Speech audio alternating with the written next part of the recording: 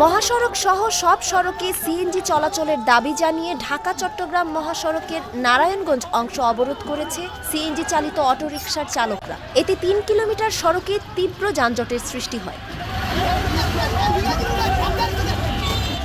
রোববার মহাসড়কের মৌচাক টার্নিং অংশে সড়ক অবরোধ করে সংক্ষিপ্ত বক্তব্য দিয়ে কাঁচপুরে এসে জড়ো হয় চালকরা। সকল মহাসড়ক এবং সড়কে সিএনজি অটোরিকশা চলার অনুমতির পাশাপাশি তাদের গাড়ির বিরুদ্ধে মামলা দেওয়া যাবে না বলেও দাবি তোলেন তারা।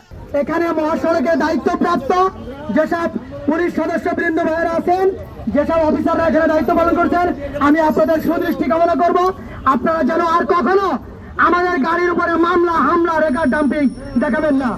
আমরা এই দাবি নিয়ে রাস্তায় এসেছি, আমাদের দাবি মানতে হবে, মানতে হবে, মানতে হবে।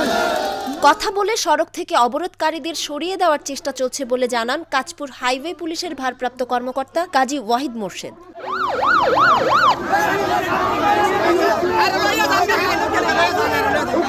অবরোধের কারণে সৃষ্ট যানজটে ভোগান্তিতে পড়েছেন যাতায়াতকারী যাত্রী ও অন্যান্য চালকরা।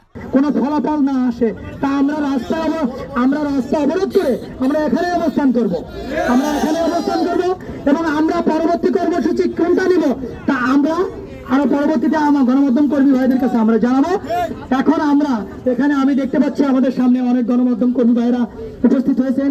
আমরা আপনাদের মাধ্যমে আমরা সমস্ত আইন শৃঙ্খলা বাহিনীর ঊর্ধ্বতন কর্মকর্তা এবং প্রশাসনিক কর্মকর্তা এবং আমাদের উপদেষ্টা মণ্ডলীর কাছে আমরা আপনাদের মাধ্যমে